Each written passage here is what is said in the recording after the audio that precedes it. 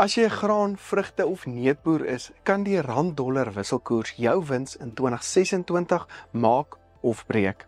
Ek en Waldo kyk hoekom die rand dan sterk is en hoekom ons dink die tendens gaan dalk nie hou in 2026 nie. Als in hierdie week se ekonomiese oorsig met trots aan jou gebring deur FFG. Ongeveer 81% van die mense wat hierdie video kyk, volg ons nie op YouTube of Facebook nie. Gaan kyk gou of jy ons volg, dit kos jou absoluut niks nie en dis die maklikste manier om ons te help groei en hierdie inhoud aan die gang te hou. Op 'n snaakse manier is jy deel van ons suksesverhaal en wat ons probeer bereik hier by ANT. So baie dankie. Die rand verhandel tans op R16.55 teenoor die Amerikaanse dollar, op R19.27 teenoor die euro en op R11.05 teenoor Australiese dollar. Die Brent 3 olieprys bly dan laag op $62.24 per vat. Ja, baie welkom by ons Waldo. Ons het nou die eerste episode van 2026 hier. Nuwe nuus wat natuurlik uitgekom het is die dollar wat redelik, of die rand eintlik wat dan op 'n redelike sterk vlak teen die dollar bly. En wat die goeie nuus vir ons graanboere is, met graanpryse wat in elk geval onder druk is en nou sit hierdie nog addisionele druk. Hoekom bly die rand so sterk teen die dollar spesifiek op die oomblik? Johnny, dankie. Dis nou al die verskillende redes wat ons nou al baie oor gepraat het. Dis weet om af te wees van die gryslys af, 'n redelike sinvolle mini-begroting. Ek hoor die ouens praat oor die radio, hulle sê daar was 'n kredietopgradering. Dit was nie 'n opgradering nie, dit was net die vooruitsig is nou positief. Ja. Maar goed en wel, daar's 'n positiewe vooruitsig. Ja. Met al daai goed speel 'n rol, maar ek dink die teenkant is 'n swakker dollar. So dis nie net 'n sterker rand nie, dit is die feit dat as daar onsekerheid was, amper sê 2 jaar terug, dan het jy dollar toe gehardloop. Dit was die veilige hawe gewees internasionaal. Dit is al konflikte, is enigiets, dan is die dollar sterker en die rand swakker. Nou is die ouens wat die onsekerheid veroorsaak, dieselfde ouens wat die dollar druk. Ja. So die gevolg is nou, hierdie dinamiek lyk heeltemal anders. Daar's onsekerheid, internasionaal, geopolities, al hierdie dinge, maar ten koste van die dollar. Ons het gesien met is dit spesifiek Amerika wat na Venezuela aangeval het, is daai onsekerheid wat geskep word 'n groot impak geweest? Dis 'n deel daarvan en dan dink ek sien ons nog steeds die Fed se verlaging van hulle uitleenkoerse aan die einde van verlede jaar. En ek teenstrydig met wat aan die gang is binnelands daar. Inflasie is 'n bietjie op, die ekonomie lyk nog redelik sterk. Dit is nie 'n tyd wat jy rentekoerse verlaag nie. Jy moet dit ten minste dieselfde hou of jy moet begin sein dat jy dink aan 'n verhoging om daai inflasie onder beheer te kry. En ek dink die markte hou asem op vir wat gaan gebeur hierdie jaar as Jerome Powell se plaasvervanger aangewys word. Maar ek dink dan hanteer ons dit dan relatief goed met ons inflasie en ons rentekoerse. So ons is nogal konservatief. Ons is vinnig om rentekoerse op te sit, maar dis eintlik 'n goeie ding dan. Absoluut. Ons volg nou regtig die handboek wat jy moet doen in 'n geval van effens hoër inflasie. Jy tree dadelik skerp op. Waar in die VSA is daai prentjie nie wat dit was nie. Ja, maar daar's politieke druk wat nou inkom en presies dit. Ja, en mens voel Trump amper begin na diktatorskap toe op 'n manier begin beweeg, wat hy al daai tipe goed wil beheer. Hy wil nou die olie beheer, hy wil al die markte beheer. Daar's nou 'n klomp goed wat hy wil beheer binne in dit. So dit is nie altyd ekonomies goed nie. Ja, en ten minste omdat ons dit nog nie mooi verstaan nie. Ek dink markdeelnemers, beleggers ensovoorts, dit was so gewoond aan ek amper sê die vorige model van Amerikaanse binnelandse en buitelandse beleid en die gedagte dat die VSA altyd die veilige hawe is en al daai, niemand is mooi seker wat om te doen as hy Venezuela se leier ontvoer en in die tronk gooi, reg vir 'n verhoor. Hulle het gesê hulle gaan ons leiers ook ontvoer en goed, met ons verhouding met Amerika wat baie op die rotse is, ja. Gelukkig dink ek dis nou die ander lekker ding van president Trump is dat hy sê wat hy bedoel. Ja. Dit is dalk 'n baie sê 'n ongewone benadering tot beleid om te sê, ek wil amper sê, en vroeër dae sou die Amerikaners gesê, maar hulle is bekommerd oor demokrasie in Venezuela. Ja. Menseregte is belangrik. Nou gaan hy reguit in en hy sê, ek soek hy olie. Ek wil hy olie, bring hy olie. En ek sal sommer dit hanteer ook, ek geld hanteer ook en alles, ja. Ja, en of ek is teen die dwelmhandel wat daar uitkom. Hy sit sy vinger op die probleem en hy doen iets daaraan, tot almal se verbasing en skokke en so voort. So ek dink niemand weet mooi nog hoe om oor hierdie te dink nie. Daai tipe onsekerheid is op die oomblik goed vir 'n sterker rand. Ja. Hoe dit gaan uitspeel, weet niemand. En natuurlik die goud wat net baie skerp op is, wat so baie gepraat het, maar nou het silwer ook baie begin op beweeg. Ja, eintlik as 'n oorspoel van momentum, soos wat beleggers langtermyn Amerikaanse skuld so stadig maar seker verminder in hulle portefeuilles, moet dit iewers heen gaan. Daai geld moet nou of in euro skuld ingaan, yen skuld, goud. Nou dan sê maar kom ons koop maar silwer ook, dus het dit nou voorhande. So daardie is ook iets wat heeltemal verander het. En ten minste aan die goudkant weer eens goed vir Suid-Afrika en vir die rand. Waldo, ek wil terwyl ons by internasionale nuus bly. Ek wil gou met jou by jou klankbord. Wat gaan in China op die oomblik aan? Ek weet dit is baie moeilik. Daar's baie min inligting wat uitkom.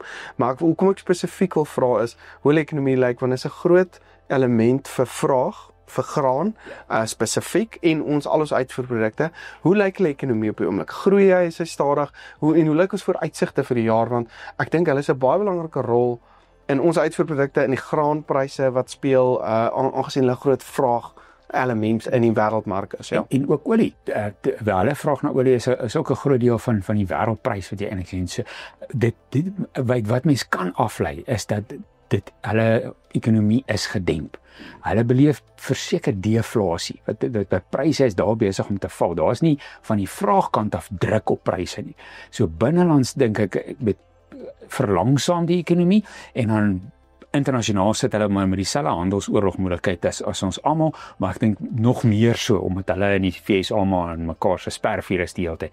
So dit gaan nie goed nie. Ek dink hoewel sê maar die amptelike groeikoers nog baie hoër is as wat ons oor kan droom, dit is hulle 3,5 slaan, is dit nog steeds 'n goeie groeikoers, maar ons is gewoond aan die China groei teen 5 en 6%. Dit is die engine van die wêreldekonomie. Maar daardie dae is lyk my nou getel. En ek dink daar's behoefte aan groter hervormings wat moeilik is om te maak. Hoe los jy daai eiendomsborrel op sonder dat daar op groot skaal ontwikkelaars en banke bankrot gaan? Maar hou jy dit af lewendig, dan sit jy met die Japaneese verlore 30 jaar van eintlik geen prysdruk, baie stadige groei en hierdie zombie ondernemings wat voortstrompel, maar nie meer effektief en produktief is. Ja, eintlik maar net geld opsuig en ja. Waldo, ek wil eintlik met internasionaal nog bietjie bly. Ek dink jy was noodwendig baie plaaslik in hierdie afgelope tyd gewees. Ons het ek dink almal het vakansie gehou, almal was by die see gewees. Die ander groot aspek wat ek hierdie jaar spesifiek vooruitkyk vir landbou is die China-Taiwan probleem. As hulle wel die konflik daar of hulle val hulle in, soos wat Amerika nou met Venezuela gemaak het, wat kan die moontlike effek van dit wees? Ek sê nie dit gaan gebeur nie, maar ek dink dit is iets wat ons moontlik in ag moet neem. Ek weet daar was baie aktiwiteit rondom Taiwan gewees. Kan dit meer onsekerheid skep? Kan dit die rand verder laat verswak, verder versterk? Wat is jou gevoel? Johnny, die politieke ontleeders gaan nou vir jou 'n beter storie vertel as wat ek kan. My gevoel is, daardie is nou grootskaalse onsekerheid en dit is sleg vir ekonomie en vir handel in die breë. I mean, die wêreld se grootste stad lê nou rondom daai Pearl River Delta. Maar dis nie een stad nie, dit is 'n klomp Chinese stede wat ook eintlik die produksie hart is van vervaardiging in die wêreld. So die oomblik as daardie nou in 'n oorlog verwikkel raak, maar nie sou wie skiet nie, sê maar net, daar's konflik, dan dadelik is waardeketings is omvergewerp, skaars, goed raak skaars, pryse is hoër, so vraag na ons uitvoerprodukte gaan dalk absoluut, die impak van 'n konflik is altyd negatief.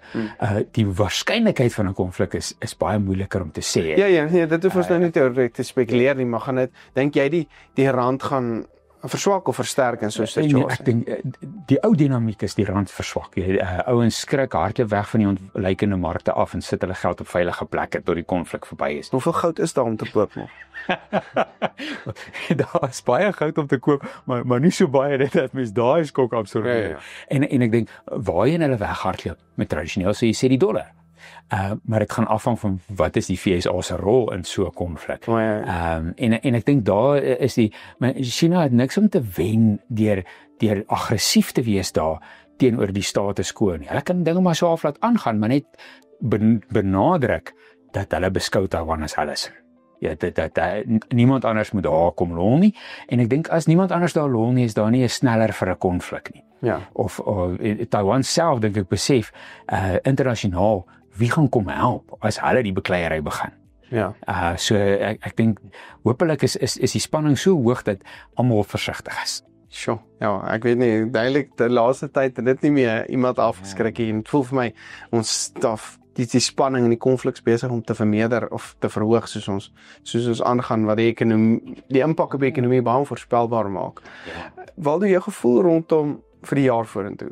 Pekanneut, graanboere, almal is nou baie afhanklik van wat die wisselkoers gaan maak en olieprys. Wat gaan ons brandstofpryse maak? Johnny, dit lyk na of daar nie druk op oliepryse is nie. Hy's op $62 nou. Ja, so daar is 'n ooraanbod. Ek dink met die Chinese wat stadig groei, met al die kapasiteit wat daar beskikbaar is in die wêreld, vergeet Venezuela se olie. Daar was reeds 'n ooraanbod van olie voor wie die laaste goed nou gebeur het. So ek dink mense voorsien nie die prys gaan daar spring nie. So ek dink dis positief vir brandstofpryse, geen probleem. Is goed vir ons binnelandse inflasie, is goed vir ons rentekoers vooruitsig. Ons insetkostes, al daai tipe goed, Ja. dis goed terme van dit, ja. Waar die rand kan heen gaan, ek dink dis moeilik om te sê. Ek dink My gevoel was 16.50 so 'n groot 16.50 ondersteuningsvlak eintlik vir my. Het so onder hom gedip, maar hy's weer terug nou na 16.50 toe. Want my gevoel was altyd tussen 17.50 en 16.50 is amper ons sterkpunt. Ja, Dan kan hy nog onder dit gaan. Ja, ek dink kom ons stel dit so. Jy het baie slegter nuus nodig in die FSA. Wat nie op die oomblik op die kaarte is nie, want hulle darm nou hulle begroting soort van afgehandel. Daar is nou die wie vervang Jerome Powell vraagstuk, maar dis darm in Mei maand, so weet in die afsienbare maand of 2. Hier is nou wel 'n ding om te sê, jy weet nie wat doen president Trump vanaand. Ja. Hy gaan môreoggend weer vir ons 'n baie interessante nuus uitline gee, ja. Maar weet jy het jou wat slegter nuus nodig om nog meer ouens uit dollarbates uit te skuif. En waarheen gaan hulle gaan? Soos jy sê, dis goud, dis nou al silwer ensovoorts. En dan binnelands dink ek het jy ook bepaald meer goeie nuus nodig vir die rand om sterker te wees. So, ons het regtig daai kredietopgradering nodig.